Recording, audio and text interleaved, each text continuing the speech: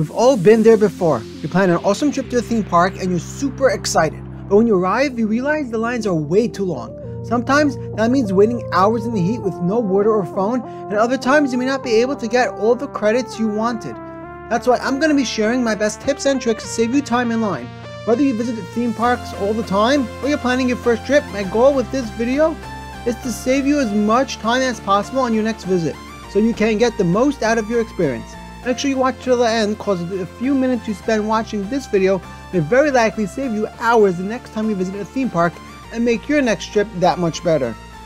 Theme parks are obviously fun, and many times it's a super crowded day. But sometimes parks can be rather empty, and if you go on an empty day, you may be shocked to find long lines on some of the coasters you want to ride. Long lines on a ride can be from 1 to 2 reasons. Either there's just so many people that want to get on this coaster that the line stretches out so long, or it can be the ride has terrible capacity and takes a long time just to give a few rides. That would mean that even if there weren't that many people online for the ride, the line would be very long since it would be moving really slowly. This is the case many times with Ghost Rider and Knott's Berry Farm. Yes, sometimes the long lines is because there are a lot of people, but since this coaster cycles so few riders an hour, it makes the line long even on a non-busy day. Plus, if the park is busy, this park can get even longer lines, leading to absurd wait times. Long lines can also happen when a ride has reliability issues. Take Kingda Ka for example. Kingda Ka is such a tall coaster, it goes down all the time. First of all, it's the tallest coaster in the world, the fastest in the United States, and it's built by Intamin, so that's already a recipe for disaster. Then you have the fact that it's so tall and so fast, which causes it to go down for wind and even a tiny hint of rain. While Kingda Ka may be able to cycle a solid amount of riders per hour, it can still get huge lines because the coaster suffers from a ton of downtime. Whenever you have a coaster that normally gets huge lines because of capacity or reliability issues, a quick fix to save yourself the wait in the long lines is to do that coaster as early as possible. Lines usually aren't as long in the mornings, and if you can get on that coaster right away, you might be able to cut down your wait time significantly. That leads me to my next tip, which will save you a ton of time waiting on lines at theme parks. Arrive early. Most people don't get to parks the minute they open, and if you manage to get there a few minutes before park open, you will probably be able to ride a ton of rides with very short lines. The first hour of the day can sometimes have such short lines that it'll allow you to ride more coasters than the next few hours combined.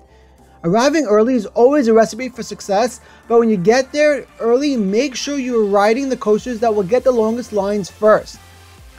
Get those out of the way by waiting 5 minutes for them instead of an hour plus, and that's a recipe for success. Another thing that should help you a lot with cutting down wait time, eating at different hours than everyone else. If you get lunch at lunchtime, when everyone's getting lunch, you'll have to wait in a long line for lunch and for coasters. A much smarter thing to do is to ride some coasters while the lines are shorter when everyone's getting lunch, and then when everyone gets back in line for their favorite rides, you can go get your lunch with a much shorter wait time. This tip will really help you a ton and can sometimes save you from waiting on an hour-long food line. My next tip is one that you may have heard before, but there's a twist to it. Subscribe to the channel, that's the tip. Jokes aside though, it really means the world to me, and I cannot tell you how grateful I am for all the support this channel has been getting. Anyway, we all know that going to the back of the park first and making your way back to the front of the park later can save you a ton of time. Everyone else goes from front to back, so if you go back to front, you should be skipping all the crowds, right? Well, it's not that simple. You see, every park is different and some parks don't really have a back of the park. If you really want to maximize your day, I'd recommend watching a full guide to the park you're going to, because that will definitely save you a ton of time. At Hershey Park, for example, the trick might be to ride the coasters in the middle of the park first before heading to the front and back of the park. Candymonium, their newest coaster in the front of the park, can sometimes see lines of up to 3 or 4 hours early in the day, but in the afternoon, it's a ghost town. If you really want to save as much time as possible, make sure you do research beforehand. Because though this video will give you a ton of tips that will save you a lot of time, watching a guide to the specific park you're visiting will help you even more. You arrive at the park super early with plans to ride the coasters that normally get the most lines in the morning when they still have short lines. What do you do if those coasters don't open until later in the day? Now they have long lines that could stretch hours. Well, in that case, you may want to consider riding as a single rider. Some parks have single rider lines and they can be huge time savers. A single rider line is where a park will fill up every seat on a coaster. Let's say the coaster fits 4 people in a row and there's only a group of 3 riding. The park will put someone from the single rider line in the 4th seat to increase capacity. Yeah, you won't be able to sit next to your friends or family, but by riding as a single rider, you'll cut down a ton on the wait time. If a single rider line will allow you to ride a coaster you otherwise may not have had the time to ride, then it's definitely worth it. I've seen parks that have single rider lines with a 10-minute wait time, while the regular line is over an hour wait. That will mean by riding as a single rider, you'll be getting 6 rides in that hour instead of 1. Keep in mind the single rider lines aren't always the best to do. If for some reason the single rider line gets really long, it might be faster to wait on the regular line, so definitely keep that in mind. Then there are parks that have so much to offer that there's no way you'll be able to experience the whole park in one day. Some parks will allow you to get extra hours before the park opens or the day before if you have a membership or if you stay in their hotel. So definitely keep that in mind when planning your trip. Many parks offer 2 or 3 day tickets at a discounted price, so if you want to visit for more than just a day, make sure you get that discount. But what if you only have 1 day to visit and want to experience the entire park?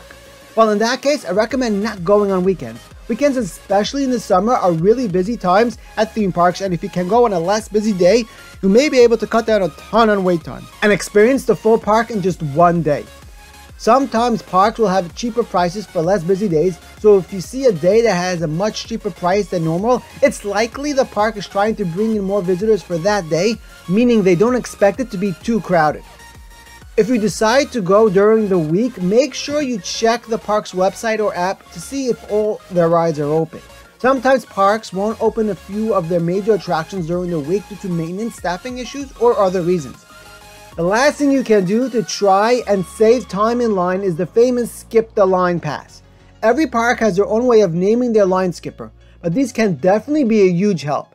Parks will usually charge crazy prices for these, but on really busy days it might be worth it. Sometimes you won't need a Skip the Line Pass, so you're gonna wanna make sure the lines are actually that bad before buying one. Of course, the weather plays a ton into factoring winds at a theme park, and if it's a cloudy, cold, rainy day, you may get lucky. Sometimes the park can be a ghost town, and all of the major rides still remain open. If you get this experience, consider yourself extremely lucky, cause an empty park with open rides is everyone's dream. If you want to visit Florida and plan to ride Iron Gwazi, you're going to want to watch my ultimate guide. This is one of my best edited videos ever, and you're definitely going to love it. One of the biggest thrilling machines in the country is now open for 2022, and you want to make the most out of your Busch Gardens visit. You won't want to miss my tips and tricks on how to save money and get the most out of your Florida trip to ride Iron Gwazi.